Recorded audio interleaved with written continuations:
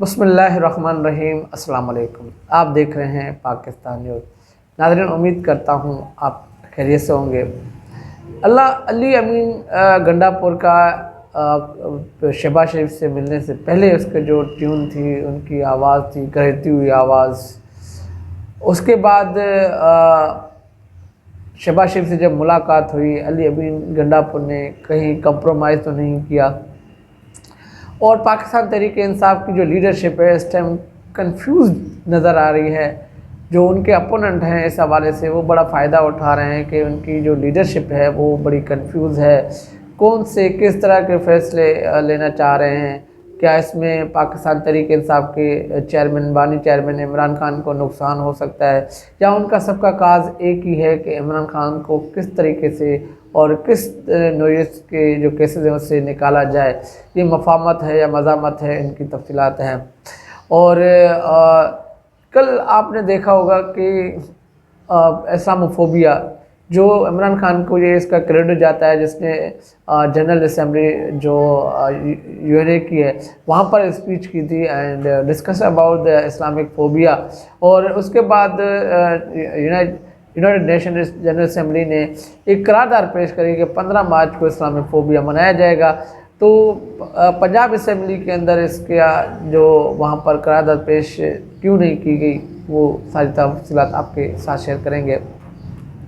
सबसे पहले आपको नाज़रीन बताऊंगा कि कुछ दिन पहले अली अमीन गंडापुर की मुलाकात हुई थी शहबाज शरीफ के साथ। उसके बाद इलेक्ट्रॉनिक मीडिया सोशल मीडिया पे एक वावेला सा शुरू हुआ कि अली अमीन गंडापुर का सॉफ्टवेयर अपडेट हुआ या अली अमीन गंडापुर ने कंप्रोमाइज़ किया।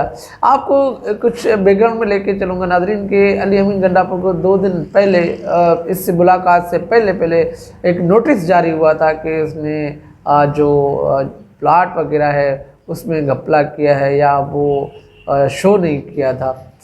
तो उसके बाद उसको इलेक्शन कमीशन ने, आपको पता है इलेक्शन कमीशन जो भी पाकिस्तान तहरीक इंसाफ का जो भी कोई भी पटिशन जाएगी वो काबिल समात शुरू हो जाती है। अगर पाकिस्तान तहरीक इंसाफ कोई भी ऐसी चीज़ भेजे तो वो काबिल समात नहीं होती। तो ये वाज़ेह नज़र आ गया है और बिल्कुल एक सिस्टम जो है वो पाकिस्तान तहरीक इंसाफ के अपोनेंट खड़ा हो गया है। पूरा निज़ाम पाकिस्तान तहरीक इंसाफ का अपोनेंट खड़ा हो गया। तो अली अमीन ये लोग जो कंपेयर कर रहे हैं कि कहीं वो तो तलवार जो लटक रही थी पंजाब इसकी केपीके के वजीर सीएम शिप के हवाले से, अगर अली गंडापुर के केस किया गया तो वो जो है इस हवाले से ये कह सकते हैं कि आपकी हुकूमत भी जा सकती है। तो बट बात दरअसल ये है कि पाकिस्तान में कुछ भी हो सकता है, कुछ भी पॉसिबल है। जब आप, मैं पहले भी काफ़ी मरतबा ये कह चुका हूँ, जब आप कंप्रोमाइज़ नहीं होते तो फिर आपको किसी भी तरीके से ये चीज़ें जैसे हमारे आईनी इदारे हैं या ब्यूरोक्रेसी को इस्तेमाल करते हुए आपको हटाया जा सकता है। तो अली अमीन गंडापुर को ये लोग यही कह रहे हैं कि ये जो है, मगर इसके बरअक्स ये बात ये है कि सीएम केपी उसको एक मैंडेट मिला है आवाम का, उससे 1500 अरब का जो एक आउटस्टैंडिंग है वफाक की तरफ, उस सिलसिले में अली अमीन गंडापुर काफ़ी हफ्ता पहले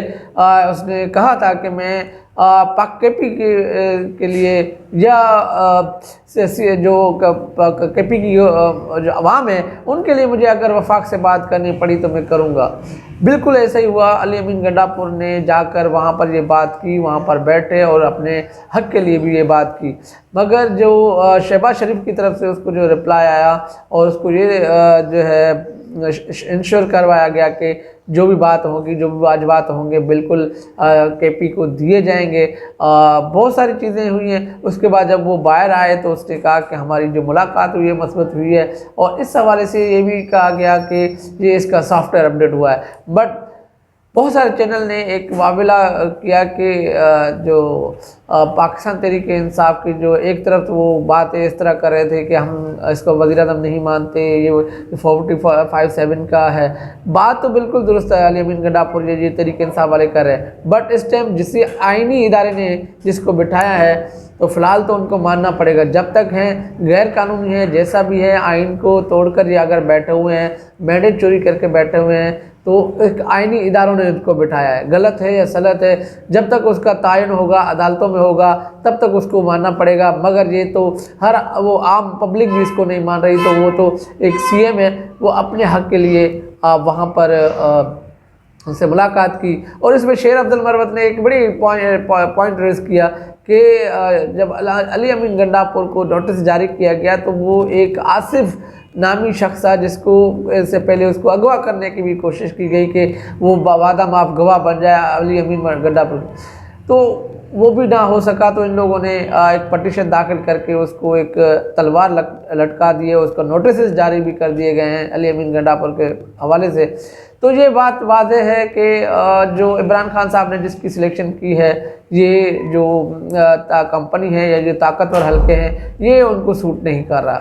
वो एक बात करता है, अपने आवाम की बात करता है, अपने सूबे की अगर बात कर रहा है और खुली डुली बात कर रहा है, तो जाहिर बात है खुली डुली बात करने वाला कंपनी या एस्टेब्लिशमेंट को पसंद नहीं होता। कंपनी को वो पसंद होता है जो येस और नो, येस का जवाब येस में दे। है कि अली अमीन गंडापुर कोई कंप्रोमाइज़ नहीं हुआ। ये जो सोशल मीडिया पे लोग कह रहे हैं कि अली अमीन गंडापुर कंप्रोमाइज़ हुआ है, तो वो अपने सूबे के लिए अगर पाकिस्तान तरीके इंसाफ से हटकर अगर देखा जाए तो वो एक सीएम है केपी के, वहाँ के भी हकूक़ हैं, वहाँ पे भी राइट देने हैं। सिर्फ फाइट करना, फिलहाल मैंने आप जैसे कहा कि जिस तरीके से भी वो बैठे हुए हैं, इस टाइम उनको आईनी इदारों ने, इलेक्शन कमीशन ने उनको बिठाया है इलेक्शन लड़वा कर, और उसका ओथ जो है सदर ने लिया है, ये भी आईनी इदारे हैं। तो फिलहाल तो उसको जैसे भी है उसको तो कुछ ना ये तो करना पड़ेगा, क्योंकि सारी चीज़ें वहाँ से अप्रूवल होती हैं। जैसे अपनी मर्ज़ी की जो ब्यूरोक्रेसी है वो लगाना, अपने सूबे के लिए हक लेना, तो वफाक से ही लेंगे। तो ये बात करना कि अली अमीन गंडापुर कंप्रोमाइज़ हुए हैं या वो उसका सॉफ्टवेयर अपडेट हुआ है, दैट्स नॉट पॉसिबल कि अली अमीन गंडापुर जो है वो कंप्रोमाइज़ हो जाए। तो ये मुमकिन नहीं है कि इसी सूरत के हवाले से बाकी आवाम के लिए वो जा सकते हैं। दूसरी बात, पाकिस्तान तहरीक इंसाफ के जो लोग इस टाइम कंफ्यूज हैं, आपने देखा कि उनके अपोनेंट बड़े इस बात पे खुश हो रहे हैं कि पाकिस्तान तहरीक इंसाफ की कोई लीडरशिप नहीं है। आपने देखा होगा कि कुछ दिन पहले 2 हफ्ते के लिए इमरान खान के मुलाकात में बैंड लगाया गया, तो वो वहाँ पर जो फैसले किए जा रहे थे, कोई क्या फैसला कर रहा है, कोई क्या कर रहा है, कोई मफामत की बात कर रहा है, कोई मजामत की बात कर रहा है, कोई मतलब गुड कॉक और बैड कॉक की एक सियासत चली थी। तो इसमें सोशल मीडिया के जो लोग थे, जो आपको पता है पाकिस्तान तहरीक इंसाफ की जो स्ट्रेंथ है वो सोशल मीडिया है, और जिस तरह ज़िंदा रखा है पाकिस्तान तहरीक इंसाफ को वो है सोशल मीडिया। अब तो पाकिस्तान तहरीक इंसाफ हमेशा जो भी काम करती है, सोशल मीडिया पे जो भी बात हो रही होती है उसका जवाब ज़रूर देते हैं, क्योंकि उनको तो कोई सपोर्ट नहीं है इलेक्ट्रॉनिक मीडिया से, जो भी सपोर्ट है आवाम से और सोशल मीडिया पे। सोशल मीडिया पे बड़ी तनकीद शेर अब्दुल मरवत पे भी हुई, बड़ी तनकीद गौहर खान पे भी हुई, बड़ी तनकीद जो है उमर अयूब खान पे भी हुई कि ये लोग जो है बटे हुए हैं, कोई क्या बात कर रहा है, अपने अपने लोगों को लेकर आ रहे हैं। जैसे शेर अब्दुल मरवत ने केपी के अंदर अपने भाई को वो केपी का मशीर लगवा दिया है। तो ऐसे बहुत सारी चीज़ें सामने आ रही हैं, मगर इनका कॉज सिर्फ एक ही है कि पाकिस्तान के बानी चेयरमैन इमरान खान को कैसे बाहर निकालना है। आपको पता है इस टाइम सिस्टम जो है पूरी मतलब इस्टेब्लिशमेंट, ये सारा सिस्टम जो है वो आगे खड़ा हो गया है पाकिस्तान तहरीक इंसाफ के। बट जो असद कैसर साहब ने एक बड़ी जाराना बात की कि आप जिस तरीके से सोच रहे हैं, जिस तरीके से आप कह रहे हैं, हम ऐवान में भी लड़ेंगे, रोडों पे भी सड़े आएंगे, अपने एहतजाज भी करेंगे, जो करना है करें। अगर वो 10 भी लोग रह गए तो वो भी इनको आसानी से नहीं रहने देंगे। आपको पता है अपोजिशन का एक बड़ा रोल होता है हुकूमत के अंदर, अपोजिशन के बगैर हुकूमत नहीं होगी। आपने जिस तरह 16 महीने की हुकूमत देखी, उस पर कोई अपोजिशन नहीं थी, जिस मर्जी कानून पास की गए, जिस मर्जी जो भी किया गया, किसी से कोई सवाल नहीं उठाया गया। हालांकि उनके सारे नुकसानात पाकिस्तान तहरीक इंसाफ को हुआ और पाकिस्तान तहरीक इंसाफ उनका विक्टिम बनी। तो ये चीज़ें जो इस टाइम कन्फ्यूजन है सोशल मीडिया पे, ये गुजारिश की जाएगी कि बहुत सारे लोग कह रहे हैं कि बड़ा नुकसान जो पहुंचाया हुआ है वो पाकिस्तान तहरीक इंसाफ को खुद ने पहुंचाया हुआ है, और पाकिस्तान तहरीक इंसाफ ने किसी को इसको नुकसान नहीं पहुंचाया, सिर्फ खुद उन लोगों ने जो है पहुंचाया।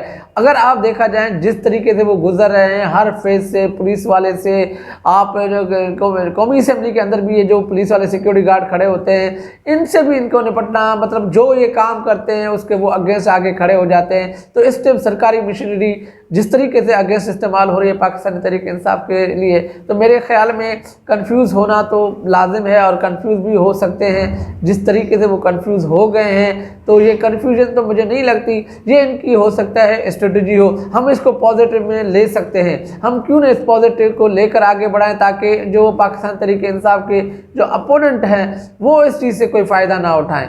तो हम खुद मौका दे रहे हैं उन लोगों को, ये जो सोशल मीडिया पे जो लोग बैठे हुए हैं, आप जो भी आपके इख्तलाफात हो सकते हैं, मगर फैसला जो हतमी फैसला होता है वो इमरान खान साहब का होता है। इमरान खान के फैसले के बगैर ये कुछ भी एक्शन नहीं ले सकते। अगर इस सेनेट का भी इलेक्शन अगर आ रहा है तो उसमें जो मुलाकात हुई है इमरान खान साहब के, जो नाम अप्रूवल हुई है, जो भी नाम दिए गए, तो इमरान खान साहब की ही अप्रूवल से दिए गए हैं। ये ज़रूरी नहीं है कि कौन किससे मिलने गया, कौन किसने।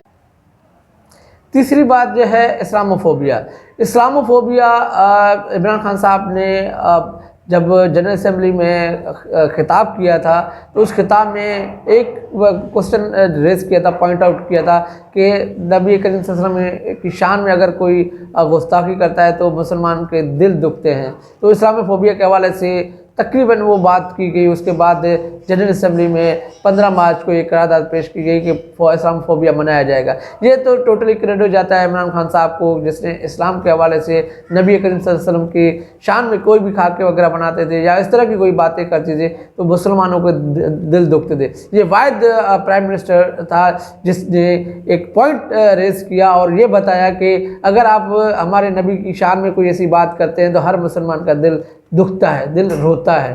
तो ये एक अल्फाज थे। उसके बाद ये पास हुआ। तो कल ऐसा हुआ कि पंजाब के अंदर इसका जो करारदाद है वो पेश नहीं की, सारे ओआईसी ने इसको खैर मकदम किया और पाकिस्तान में बिल्कुल खामोशी रही, और सिवाय पाकिस्तान तहरीक इंसाफ के किसी ने इस बात पे नहीं की, चाहे उलमा की बात हो या कोई ऐसी बात हो। सिर्फ पाकिस्तान तहरीक इंसाफ ने इस बात का तायन किया, उसके बाद से प्रोग्रामात भी किए।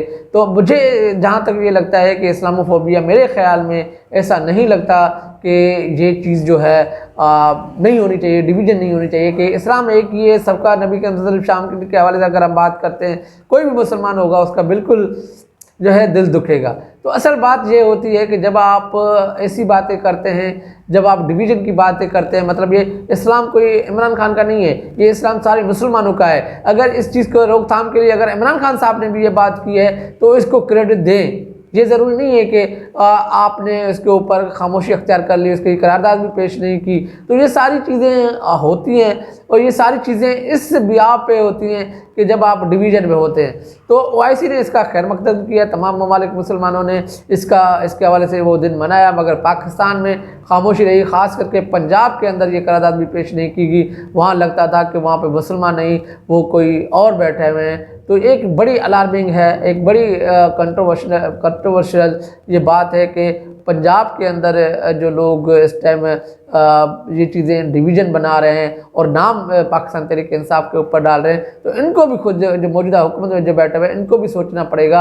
अवाम के लिए, मुल्क के लिए एक साथ चलना है तो हुकूमत को बात माननी पड़ेगी, क्योंकि मौजूदा हुकूमत की एक जिम्मेदारी है कि मुल्क को इस्तेकाम लेकर आना है, मुल्क को बेहतर तरीके से चलाना है। तो ये सारी चीज़ें मौजूदा हुकूमत को करनी पड़ेंगी। तो ये तमाम डिटेल्स जो आपको साथ शेयर की। अपना ख्याल रखिएगा। अल्लाह हाफ़िज़।